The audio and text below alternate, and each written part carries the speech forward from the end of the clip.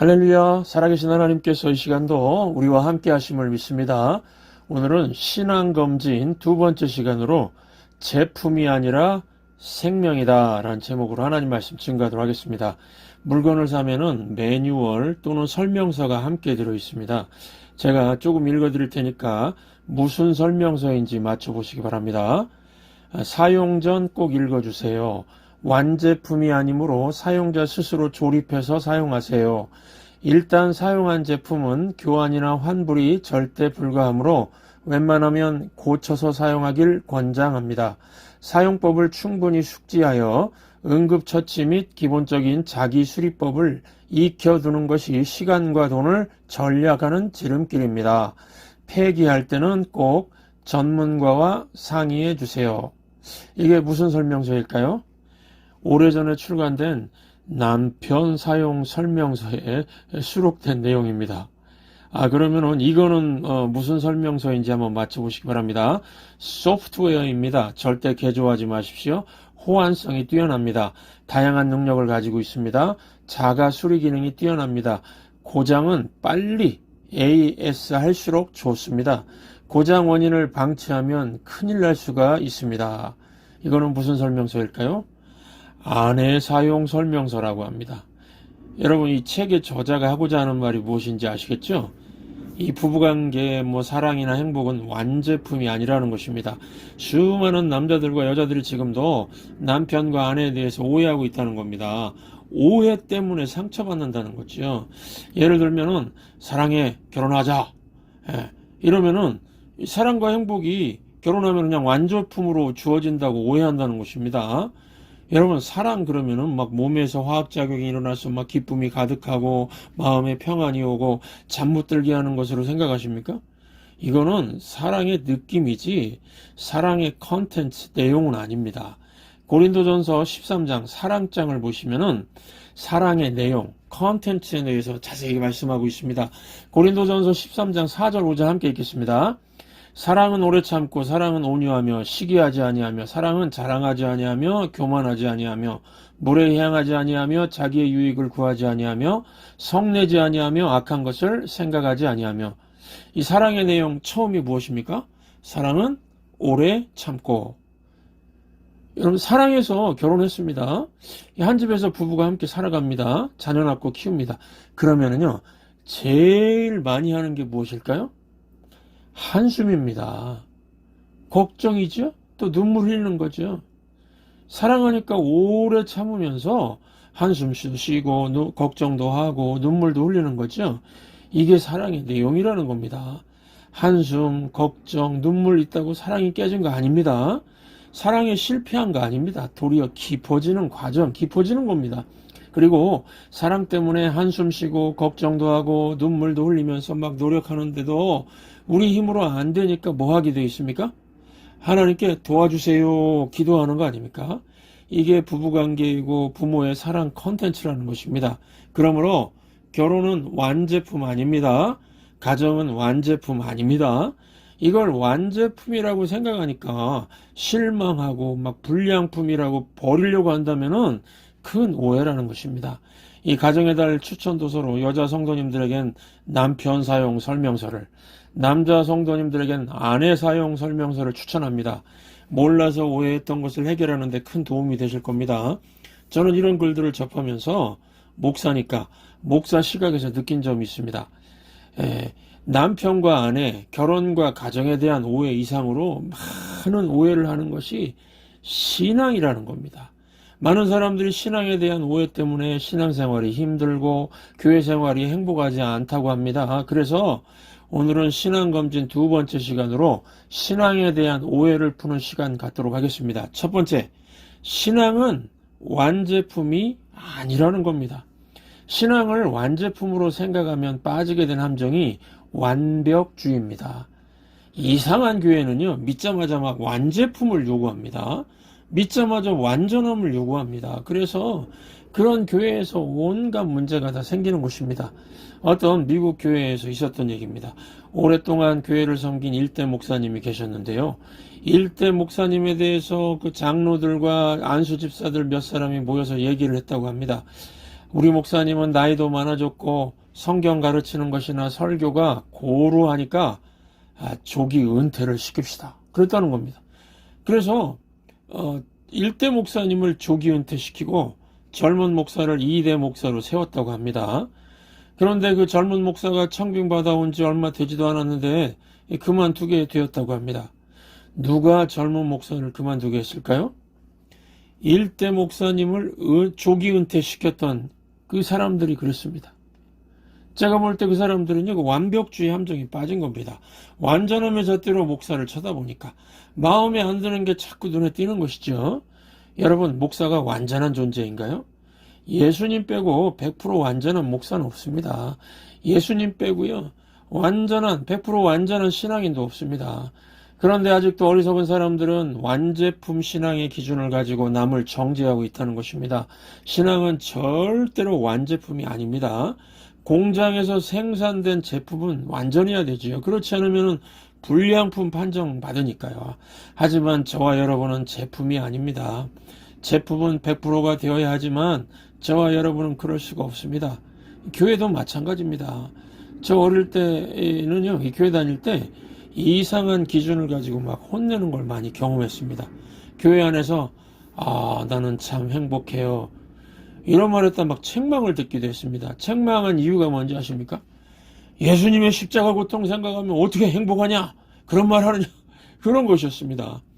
또 주일에는 오락을 금해야 된다 그러면서 주일에는 막 웃고 떠드는 것도 쉽게 못했습니다. 엄숙해야 했습니다. 오락이 즐거운 거죠. 그러니까 즐거워도 막 즐거운 체험이 안 됐습니다. 주일에 막 웃고 재미있어 하면은 불경건한 사람처럼 취급당했습니다. 즐거우면 안 됐습니다. 항상 좀 어두워야 되고 십자가를 생각해야 하고요.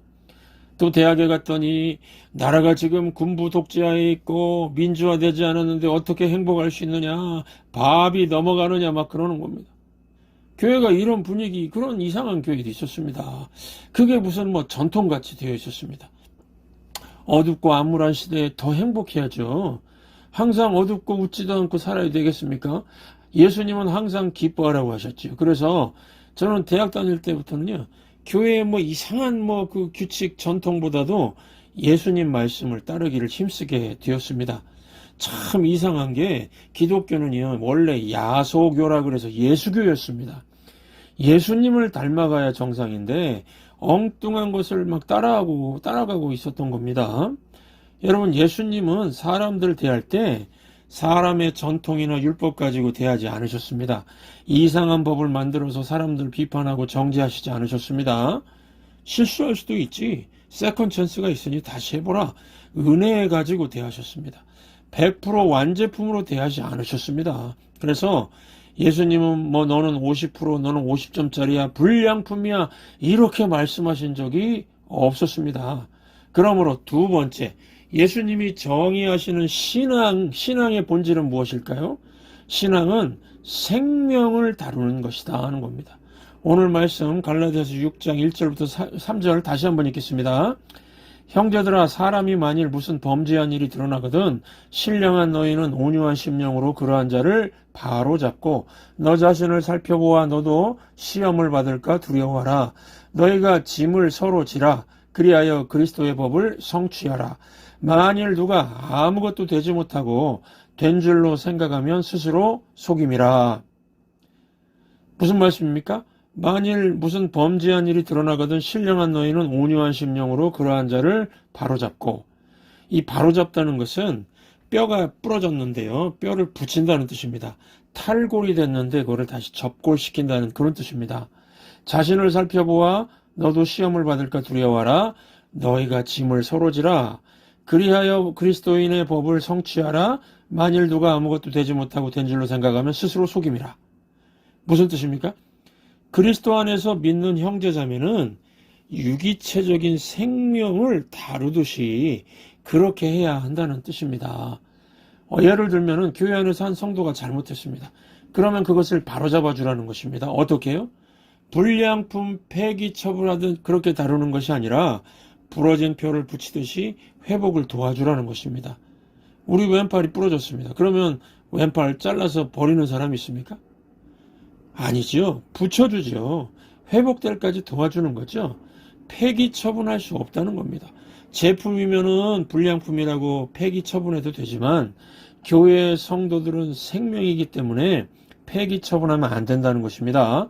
생명은 자체 회복력이 있기 때문에 오래 참고 도와주면 된다는 것입니다. 그래서 버리지 않고 회복을 돕는다는 것을 은혜라고 합니다. 그리고 다음에 잘할 것을 바라보면서 기다려준다는 것을 복음이라고 합니다. 복음은 세컨 찬스를 주는 겁니다.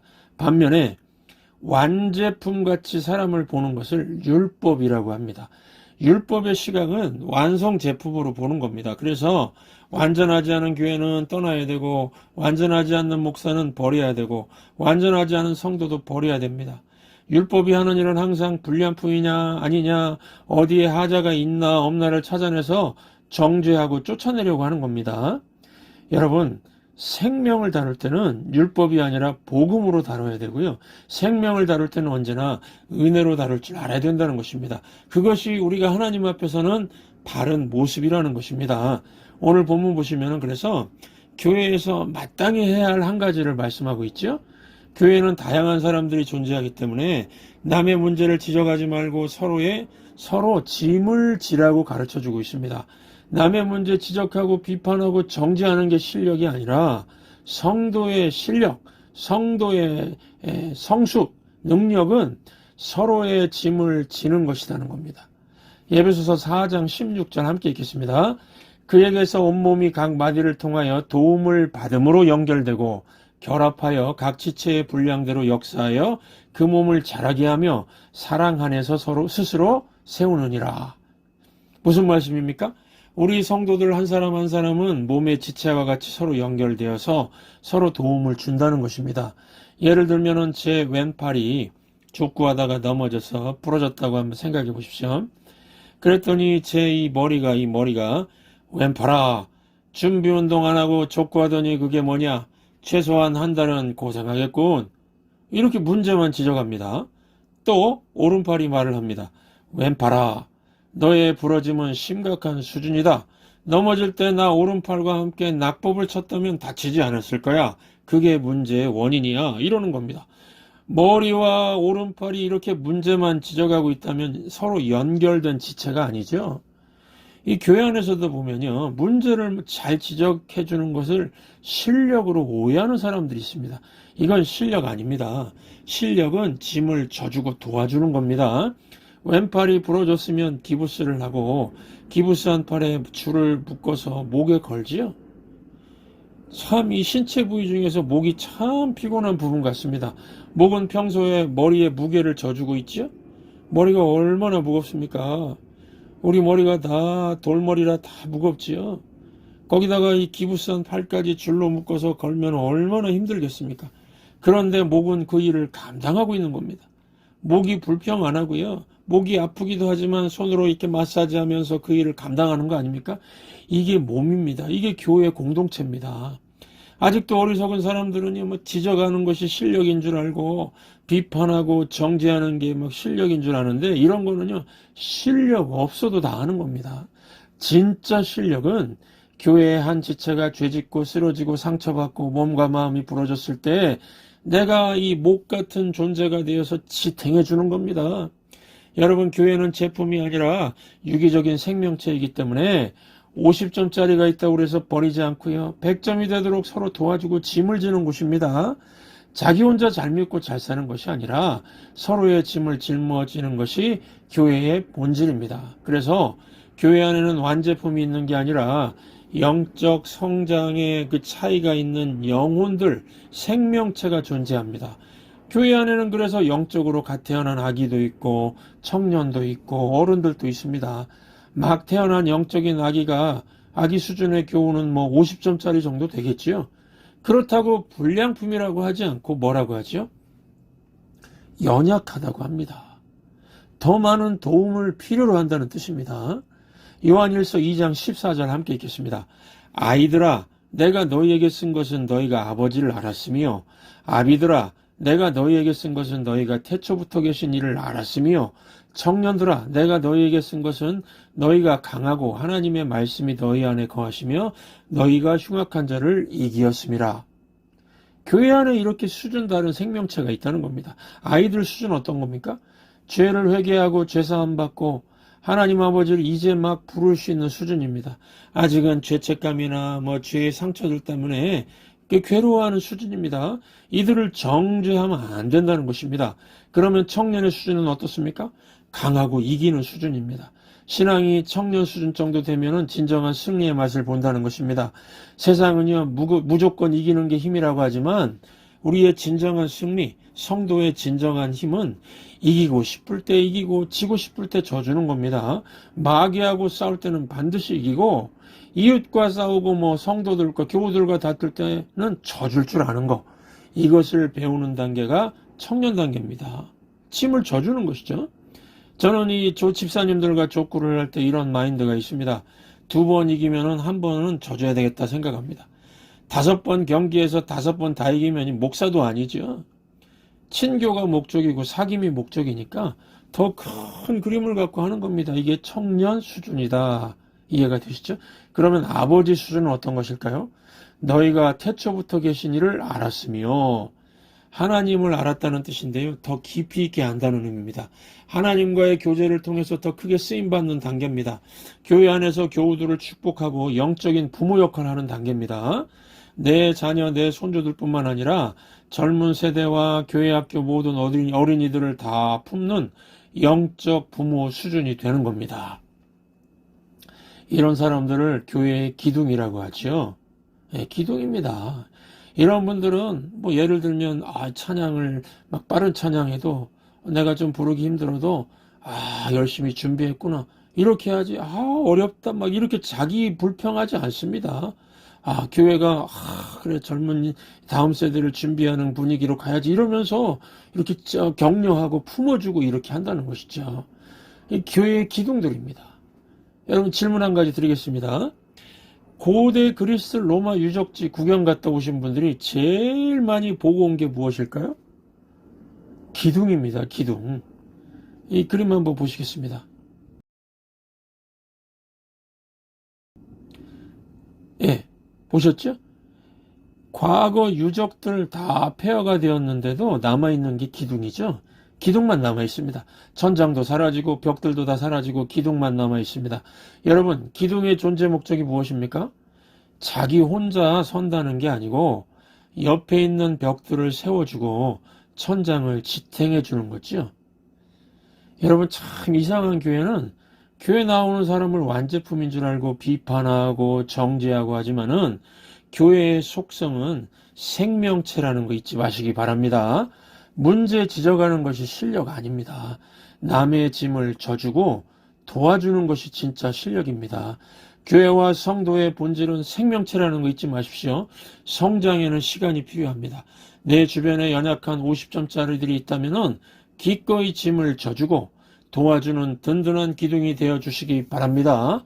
남을 도와주고 섬길 때에 인생 최고의 기쁨을 누릴 수 있습니다. 선교 갔다 오면요, 다 좋아합니다. 왜 그럴까요? 살면서 그렇게 남을 섬겨본 적이 없거든요. 섬기면은 남도 기쁘지만 내 기쁨이 가장 큽니다. 제가 이제까지 본 그 음식점 주방장 중에 바짝 말라버린 여인 사람들 본 적이 없습니다. 맛있는 음식 만들어서 손님들을 기쁘게 하려고 그러다가 자기도 조금씩 먹다 보면요, 자기가 제일 먼저 건강해지는 거 아닙니까?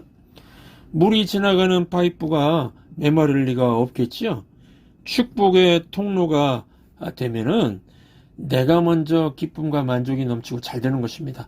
우리 천성교회 분위기는 내가 먼저 섬기고 내가 먼저 돕고 내가 먼저 남의 짐을 져주고 남이 잘 되기를 축복하는 분위기가 되면 참 좋겠습니다.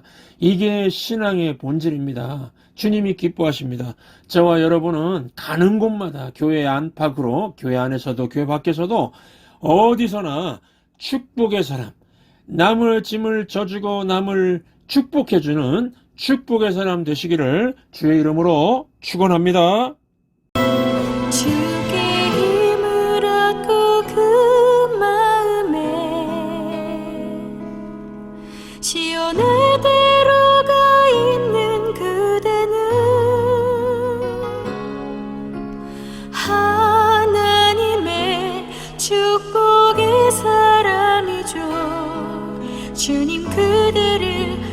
기뻐하시죠.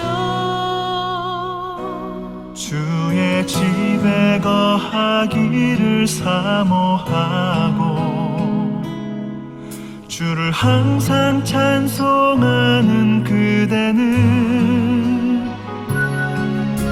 하나님의 축복의 사람이죠. 주님 그대를 너무 사랑하시죠. 그대 섬김은 아름다운 찬송,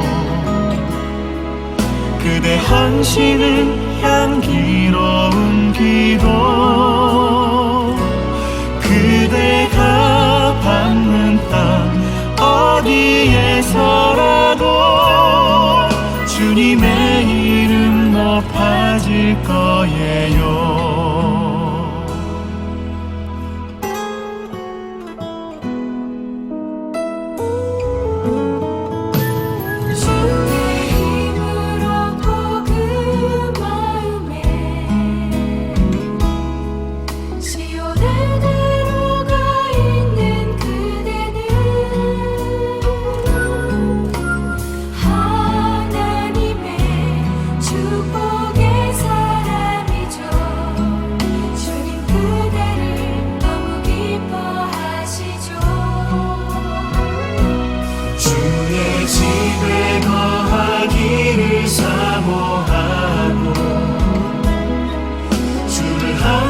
찬송하는 그대는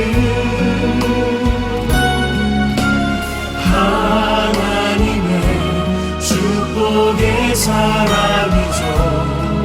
주님 그대를 너무 사랑하시죠. 그대 섬김은 아름다운 찬송, 그대 헌신은 향기로운 기도. 그대가 밟는 땅 어디에서라도 주님의 이름 높아질 거예요.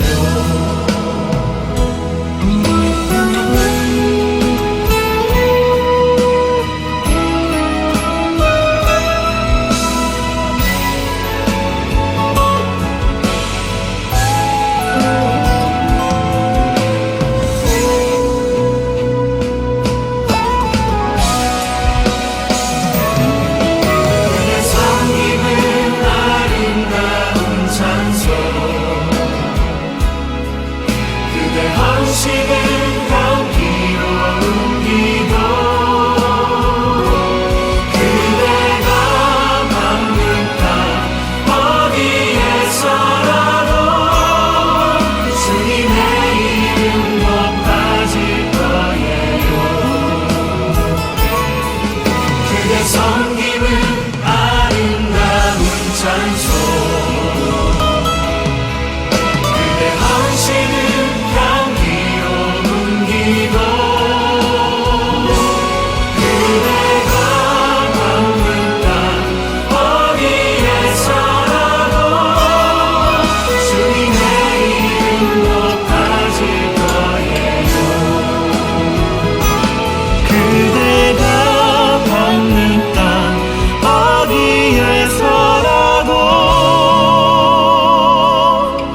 주님의 이름 높아질 거예요.